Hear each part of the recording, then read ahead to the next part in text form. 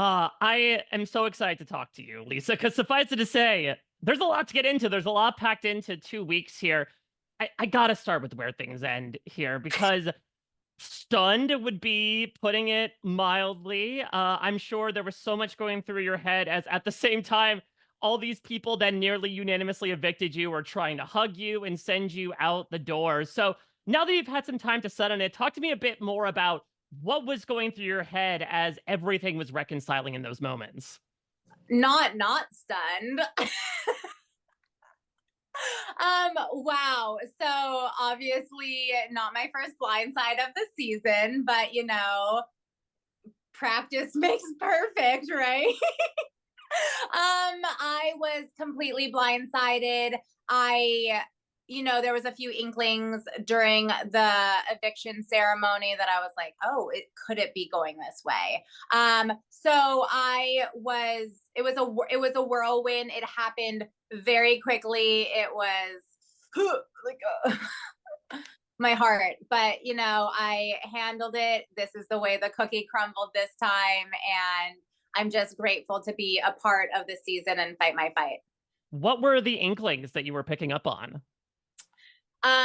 So no one would make eye contact with me during the votes.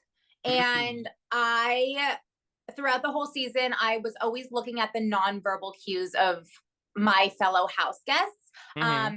And three people that I trusted and I thought were in my alliance or friends or, built relationships with, they wouldn't look at me. And they are usually calm, cool, and collected. Their feet were shaking, their hands were sweating, someone was holding it. And I was like, that was the indication that my intuition told me something's up. And then I was looking around at everyone trying to get some answers. And Tucker was the only one that looked at me and really reassured me, you're okay, you got this kind of thing. So he was playing me till the very, very end. Yeah, so let's get into that. It seems like Let's get into that. you've kind of already been a bit informed by it, it seems from your tone, but suffice it to say, one of the major reasons why you're sitting talking with me today is Tucker. That it seems like from the jump, literally from the introduction, when you kind of stand up and declare the chef supremacy, it was a grudge that he held through your eviction. And this week, it really was,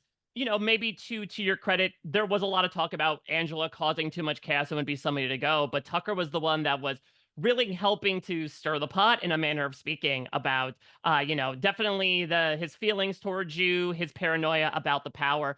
Talk to me about your reaction to this as you're finding out how he has been reacting to you and talking about you the past couple weeks. I am very flattered that he thought I was a complete threat, that he had to play his game this week and get me out. So, I always thought it was friendly banter, chef competition, like who's the best cooking, good looking kind of vibes. But, he took it to a whole new level. We always said that week 3 we would cook together, and he ruined that dream. Well, what I will say as well is that, you were certainly doing some things around the house that, as the vibe curator, maybe did not vibe as well with the rest of the people. Things like sprinkling glitter in their food unprompted, putting, oils on the pillows in the have not room. And, I think you'll find out over the course of being out of the house that there are certainly some speculations. I mean, you experienced that in the house as well, of people not thinking you were actually a chef. What did you think the perception of yourself was throughout your time in the house? You know what? Perception in the Big Brother house is everything. And the things that make me a professional vibe curator are my vibes, the essence, the zen, as well as the edible glitter. So if those signature things didn't land in the house, they definitely do in the real world. Perception is a crazy concept in the house. Anything can be seen through the Big Brother lens. So I'm not quite sure where that disconnect happened. I was authentically myself throughout the whole time, aside from a few little lies when I was playing the game. I have to, it's Big Brother. But you know what? Everyone, all of the house guests will look for anything to pick apart. And the funniest thing to me was that no one believed I was a chef.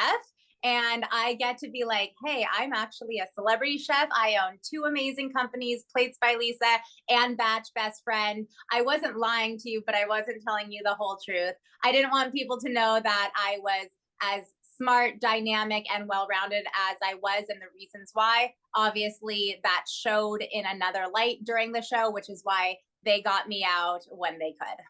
So you talk about wanting to maintain the Zen. Let's talk about the biggest challenge to that Zen, perhaps, which is, of course, Angela. And it's so interesting going back to the first week because we see after you win the veto, it sort of seems like you are like the right hand woman of Angela. You're the one that's kind of, meeting with her about what to do. But then there's also a little bit of a conflict that we didn't necessarily get to see from the live feeds on the hammock, where at one point you tell her, like, both inside and outside of this house, due to my own integrity, I cannot associate with you. Apparently, we had heard through hearsay that, like, she called you Tinkerbell at one point. Can you fill us in as to what that argument was about? Because I'm sure it ended up informing the rest of your relationship.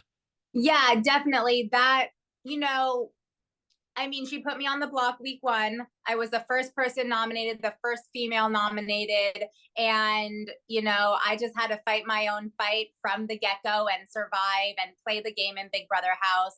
I wanted to lay low the first few weeks, but, I wouldn't be me if I laid low. So, I'll take it. Tinkerbell's a vibe. So I love that. If that's supposed to be an insult or a reflection of who I am, that means I'm this like cute little fairy that's spreading good vibes and, putting edible glitter on everything. So, I'll own that one. On the hammock, we did have a discussion. I am a transparent person and I stand by my beliefs. After she nominated me on the block and she isolated herself in the house based off of her choices, she wanted to try to align with me. And she goes, I will do whatever it takes to earn your trust. And I said, actions speak louder than words. And through her actions throughout the house that subsequent week, she could have been a number for me, but at the end of the day, it didn't align with me. I didn't agree with how she played the game or how she carried herself. So that was the conversation on the hammock. Some people don't handle rejection well. All I did was, give her the answer. And from then, she chose certain words, actions, and tactics to treat me in the house after that conversation. Yeah, I mean, what was your reaction to that? Because clearly, we ended up seeing the moment a few days ago where she, mimics your walk, calls you a twit, something that you took very personally. I mean, what was it like to sort of play a game knowing that that personal aspect came in? You know what? Everyone has their own strategy. We were able to decipher what's gameplay and what isn't. I don't agree with those actions and to endure name calling and repetitive bullying is a lot. So I had a breaking point. I was steering clear from her and, not engaging because there's energies that I don't align with and I don't want in my force field. So I was maintaining respect in the house, but also honoring my own boundaries that I set. But she took a different direction, and those are her choices. Well, last thing I want to do is play a bit of a game with you, Lisa. I'm going to give you a name of someone who is currently in the house, and I want you to give me a word or the first few words that come to mind for this person. How's that sound? Great. I love a good game. Well, let's start on the train we've been on with Angela. Not my vibe. Brooklyn. Fierce mama. How about Cam? Good guy. Cedric. Oh, baby blue. Chelsea. Well spoken. Joseph. Surprising. How about Kenny? Loyal. Did you know, by the way, he's an undercover cop? Good for him. Good for him, Kenny. The only one that voted for me. Good cop. Oh my God. I hope he goes far. That's awesome. How about chemo? Oh, he just too many words. He's amazing, and I can't wait to connect with him out of the house. What about Leah? Hmm. A twin. I would elaborate that. She and I have a very similar brain. And so I kept that very close, but I was also aware of what she could be capable of. So I'm excited to watch what's going on. How about Mackenzie, MJ? My friend, Quinn? just the best. Good person. Rabina? Just a ball of joy. And T-Core? Like a gazelle. And last, and perhaps most interesting, Tucker. Tucker. Tucker. I have more than one word about him. My word would be suave. Like, you did a really good job about being suave and everything. So watch out for him, guys. All right. Well, thank you so much, Lisa, for not only talking with me today, but to your point, bringing your full self, stocking up the pantry with the full Lisa personality over the course of this. Obviously, I wish we were talking in a few months' time, but I'm so happy you stepped into the quite literal kitchen and the BB kitchen as well. And thanks again for being so open with me today. This is a great time. Thank you so much. I'm all about a good time and a good experience inside the house and outside. Thanks for All right. having me. Yeah, of course. All the best to you and yours, and have a great weekend. Bye. Bye.